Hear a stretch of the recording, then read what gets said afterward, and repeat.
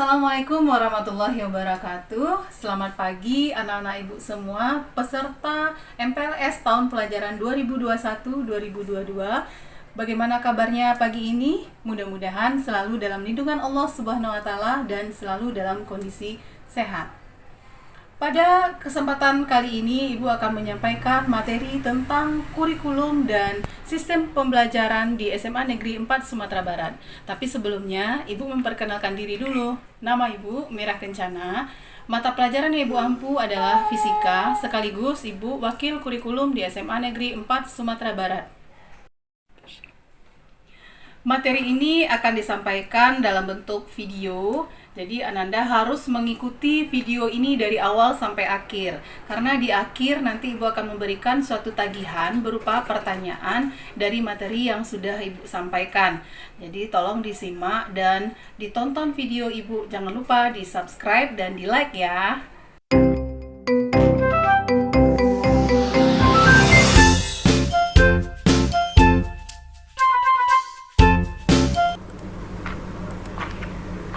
Baiklah, Ibu akan menjelaskan materi pada hari ini yaitu tentang kurikulum 2013. SMA Negeri 4 Sumatera Barat Keberbakat Olahraga baru menggunakan kurikulum 2013 yaitu di tahun 2019. Yang mana kalau dihitung angkatan pertama lulusan yang menggunakan kurikulum 2013 adalah di tahun 2021 ini. Kurikulum itu merupakan seperangkat rencana dan pengaturan mengenai tujuan, isi dan bahan pelajaran, serta cara yang digunakan sebagai pedoman penyelenggaraan kegiatan pembelajaran untuk mencapai tujuan pendidikan tertentu. Muatan kurikulum SMA Negeri 4 Sumatera Barat Keberbakat Olahraga meliputi kegiatan inti dan sejumlah kompetensi dasar yang dirumuskan dalam mata pelajaran yang keluasan dan kedalamannya merupakan beban belajar peserta didik. Mata pelajaran beserta alokasi waktu kelas 10, 11, dan 12 untuk tahun pelajaran 2021-2022 mengacu kepada Peraturan Menteri Pendidikan dan Kebudayaan Nomor 21 Tahun 2016 tentang Standar Isi Pendidikan Dasar Menengah. A. Waktu peminatan dan lintas minat untuk kelas 10 kurikulum 2013. Peminatan dan lintas minat itu sangat berbeda sekali. Peminatan adalah kelompok mata pelajaran sesuai dengan bakat, minat, dan kemampuan peserta didik. Sedangkan lintas minat adalah mata pelajaran selain mata pelajaran peminatan yang diampu. 1. Penataan peminatan dan lintas minat dilaksanakan pada saat pendaftaran peserta didik baru melalui nilai rapor dan minat peserta didik yang diketahui dan disetujui oleh orang tua siswa. 2. Jumlah peserta didik untuk setiap rombongan belajar maksimal 36 orang. Maksudnya satu kelas itu diisi maksimal 36 orang. 3. Pelaksanaan peminatan dan lintas minat mulai dari kelas 10 semester 1. B. Berdasarkan hasil analisis pendidik, tenaga kependidikan, dan sarana prasarana yang tersedia di SMA Negeri 4 Sumatera Barat Keberbakat Olahraga, ditentukanlah peminatan. Jadi ada dua peminatan di SMA Negeri 4 Sumatera Barat Keberbakatan Olahraga, yaitu peminatan matematika dan ilmu pengetahuan alam MIPA dan peminatan ilmu pengetahuan sosial dan atau IPS. C. Lintas minat ditetapkan dua mata pelajaran dari luar kelompok peminatan peserta didik. Bisa kita lihat di struktur kurikulum melalui pertimbangan SDM dan tenaga pendidik yang ada. Pada saat kelas 11 dan kelas 12, peminatan yang ditempuh adalah salah satu mata pelajaran lintas minat yang dipilih pada saat kelas 10. E. Penentuan peminatan di kelas 10. Kriteria pemilihan peminatan sesuai dengan minat, bakat, dan atau kemampuan akademik peserta didik dengan mempertimbangkan 1. Nilai rapor SMP atau MTS atau yang sederajat. 2. Rekomendasi guru bimbingan dan konseling atau konselor dari SMP atau MTS atau sederajat. 3. Wawancara peserta didik dan atau orang tua. 4. Tes penempatan atau placement test. Dan yang kelima, tes bakat dan minat oleh psikolog atau psikotes. Nah, di SMA Negeri 4 Sumatera Barat Keberbakat Olahraga itu baru menggunakan poin 1 sampai poin 3. Struktur kurikulum SMA Negeri 4 Sumatera Barat Keberbakat Olahraga. Mata pelajaran terdiri atas 3 kelompok, kelompok A umum, kelompok B umum, dan kelompok C peminatan. Kelompok A umum terdiri atas 6 mata pelajaran, mulai dari pendidikan agama dan budi pekerti 3 jam pelajaran, pendidikan Pancasila dan kewarganegaraan 2 jam pelajaran, bahasa Indonesia 4 jam pelajaran, matematika wajib 4 jam pelajaran, sejarah Indonesia 2 jam pelajaran, bahasa Inggris 2 jam pelajaran. Kelompok B umum, seni budaya 2 jam pelajaran, pendidikan jasmani, olahraga dan kesehatan 3 jam pelajaran, prakarya dan kewirausahaan 2 jam pelajaran.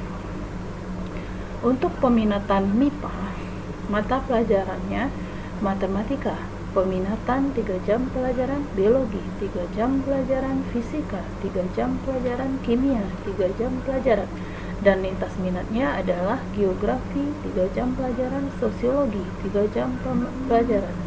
Untuk peminatan IPS, mata pelajarannya adalah sejarah peminatan 3 jam pelajaran, ekonomi 3 jam pelajaran, geografi 3 jam pelajaran, sosiologi 3 jam pelajaran, dan lintas minat yang kita pakai adalah fisika 3 jam pelajaran, biologi 3 jam pelajaran, sehingga jumlah jam pelajaran yang ditempuh dalam 1 minggu itu adalah 42 jam pelajaran. Jadi kalau dibandingkan dengan SMP, mata pelajaran di SMA lebih banyak jumlahnya. Kalau di SMP, IPA digabung semuanya, jadi IPA, biologi, fisika, kimia itu digabung jadi IPA, sejarah, geografi dan ekonomi digabung jadi IPS. Jadi lebih sedikit mata pelajarannya dibandingkan dengan di SMA. Adapun aspek penilaian pada kurikulum 2013 ada 3 aspek. Yang pertama, aspek pengetahuan. Di aspek pengetahuan, aspek yang di dalam materi pembelajaran untuk menambah wawasan siswa di suatu bidang. Di dalam struktur kurikulum jenjang SMA memiliki bobot pengetahuan 80% dan 20% aspek karakter. Pada kurikulum 2013 memang diintegrasikan dengan pendidikan karakter yang sebelumnya telah dicanangkan oleh pemerintah. Yang kedua, aspek keterampilan. Itu bertujuan untuk meningkatkan keterampilan siswa dalam membuat, melaksanakan, dan mengerjakan suatu soal atau proyek sehingga siswa dapat terlatih sifat ilmiah dan karakter yang merujuk pada aspek keterampilan. Aspek keterampilan dapat berupa keterampilan pengerjaan soal, keterampilan pengerjaan dan pelaksanaan proyek, keterampilan membuat teks, dan keterampilan dalam menjawab soal lisan. Yang ketiga yaitu aspek sikap dan perilaku.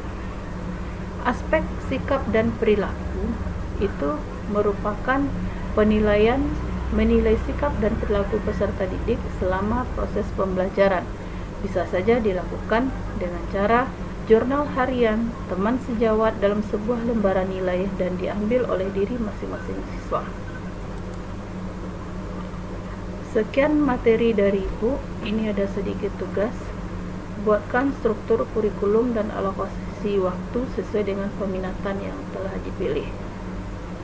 Mudah-mudahan ada manfaatnya. Assalamualaikum warahmatullahi wabarakatuh.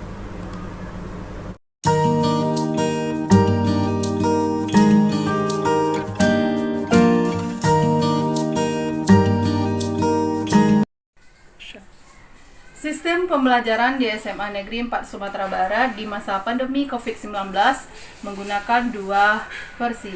Yang pertama sistem daring dan yang kedua sistem luring. Pada saat dinyatakan kita zona hijau, maka kita menggunakan sistem blended, gabungan atau kombinasi antara daring dan luring. Jadi anak-anak Ibu satu kelas dibagi menjadi 2, grup A dan grup B. Grup A itu jadwalnya Senin, Rabu, Jumat. Grup B jadwalnya Selasa, Kamis, Sabtu. Nah, di sana anak-anak Ibu nanti akan melaksanakan pembelajaran secara langsung daring dan luring. Jadi pada saat grup A daring, grup B luring atau sebaliknya. Nah, pada saat kondisi kita zona merah atau seperti sekarang ini PPKM, berarti pembatasan kegiatan masyarakat, maka pembelajaran kita secara daring keseluruhan, bisa saja lewat WA group, lewat GCR atau lewat Zoom. Jadi anak-anak ibu dikondisikan berada di rumah dan bapak ibu guru nanti memantau materi pelajaran dari rumah masing-masing. Sekian penjelasan dari ibu. Assalamualaikum warahmatullahi wabarakatuh.